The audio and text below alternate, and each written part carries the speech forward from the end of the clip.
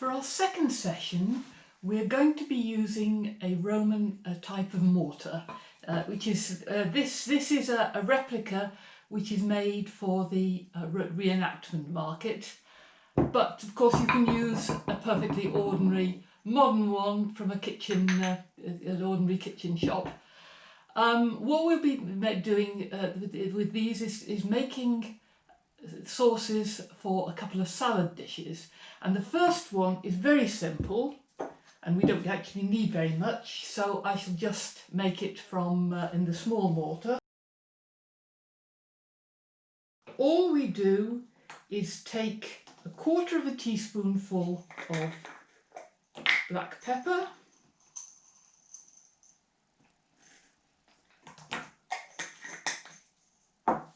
pound it up in the mortar. When pounding pepper, you have to squash all the peppercorns before you start, because otherwise they will go shooting around the kitchen.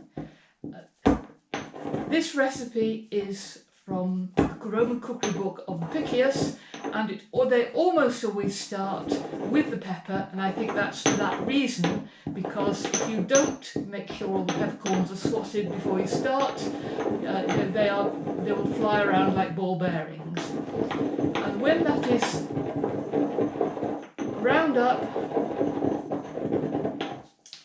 you stir in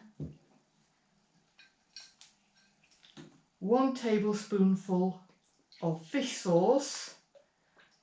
This is the notorious fish sauce, which you may have read about in Horrible History, but it's not made from rotten fish. It's made from very fresh fish. It's an enzyme reaction, and it's more or less the same technique as they still use in Thailand and Vietnam today to make fish sauce. So that's what I'm using, is the Far Eastern fish sauce. But if you don't eat fish, I'm posting directions as to how to make a Roman substitute from pears, which you can use instead. And this is called Apicius calls this pepper sauce, just the 2 ingredients, and it's to go with radishes. So here we are. Just dip your radish in the sauce, and there you are. Our second recipe is a bread salad called sala catabia.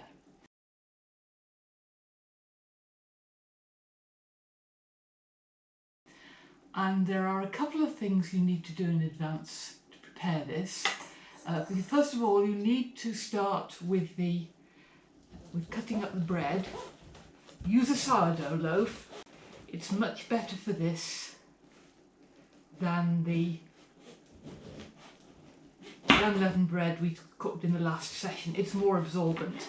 So use a loaf which is at least a day old, possibly more, so that it's as absorbent as possible.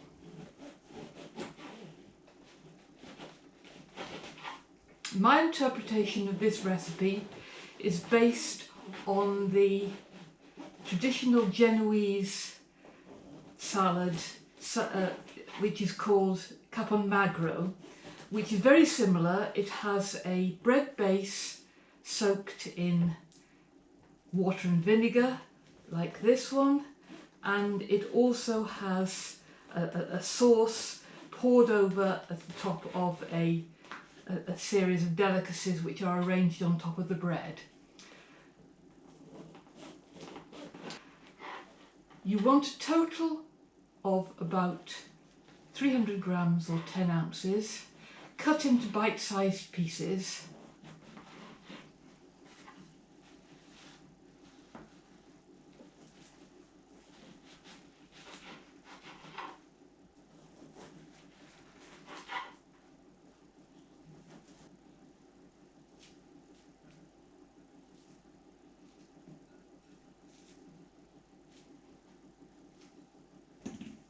Then you mix about 90 millimeters of wine with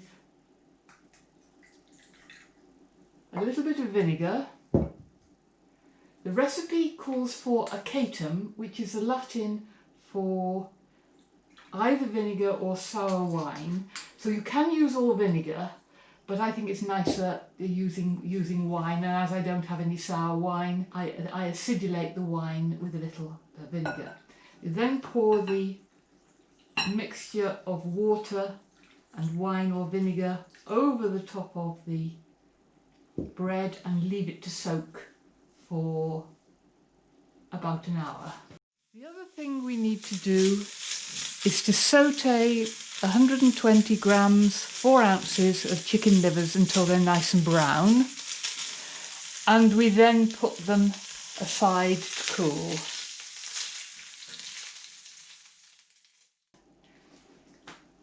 Now we make the sauce. Originally I recorded this part with the big mortarium and did it all by hand.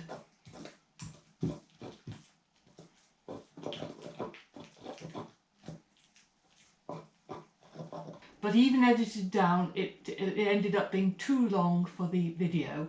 So what I'm doing is I'm doing it the easy way, the modern way, in a blender or smoothie maker, and it's much quicker. It all goes in together and you whiz it round and that's it. We want a bunch of parsley.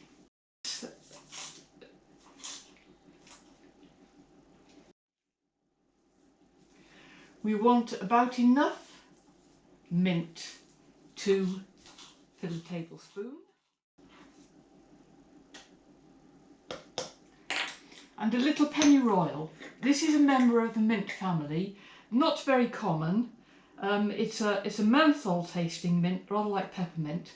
Only use a little, too much is nasty, and also it's another herb that has association with miscarriage, and never use the essential oil which is pressed from it. And then we want a little bit of pepper. I don't like my sauce too spicy, so I just use 1/4 teaspoon, but you can use more if you want.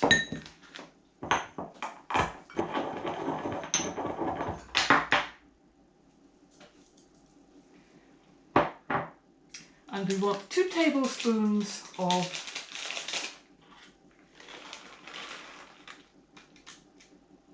pine nuts,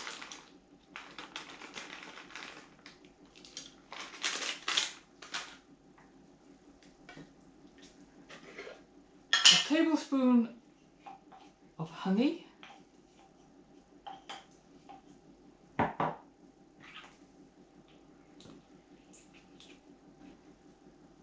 $100 grams of feta cheese. You can use another cheese, but I prefer feta. The yolks of 4 hard-boiled eggs,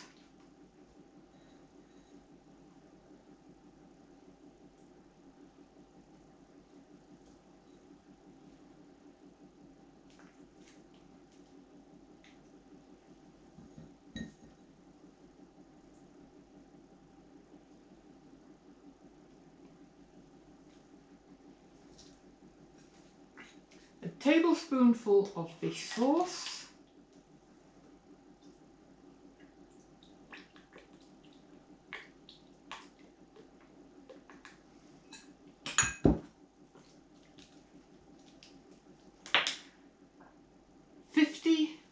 millilitres of white wine with a little vinegar again,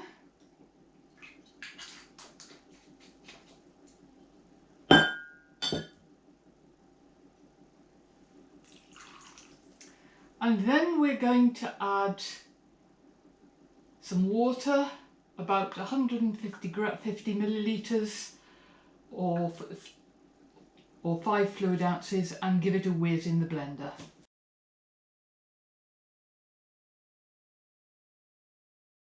We now need to drain the bread. You can see this is why we use sourdough, because it will keep its shape, the crumb is sufficiently robust not to disintegrate. At a pinch you can use pitta, but Don't use a sandwich loaf, which will just go to mush.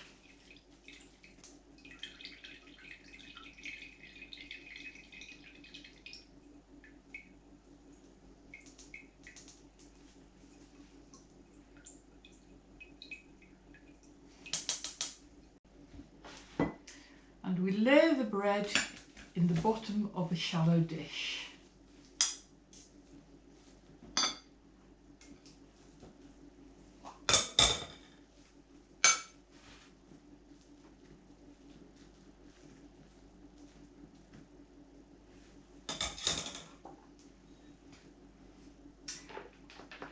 Then we peel and chop a cucumber.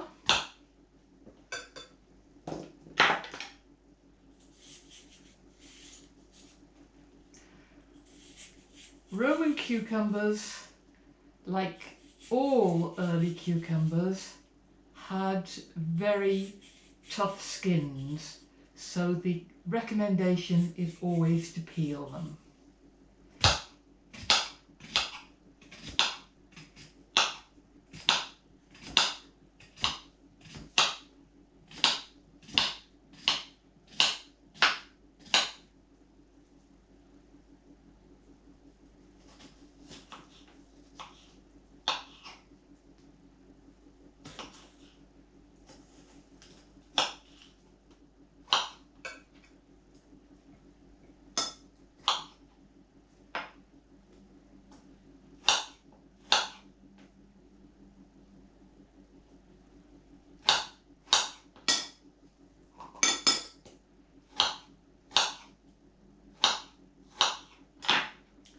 And it should be nice and even.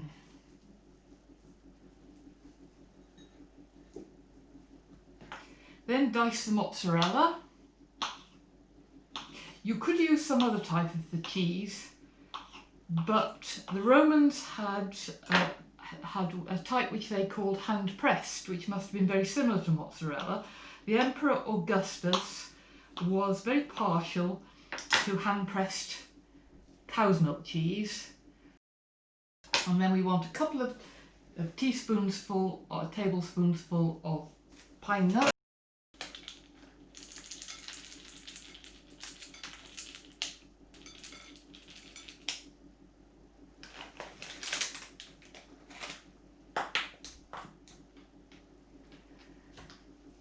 And then the next layer is chicken livers and capers. Drain a couple of teaspoonsful of capers.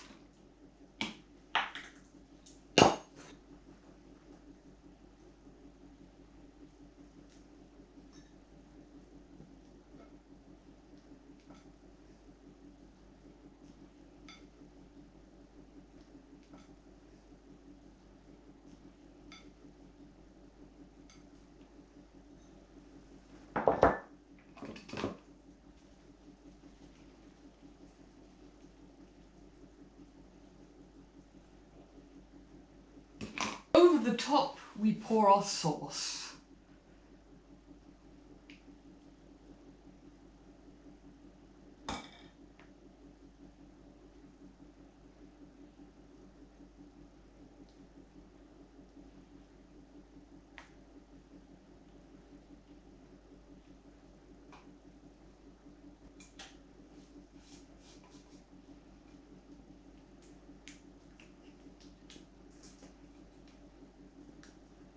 And in a modern kitchen, we put the finished result in the fridge to chill.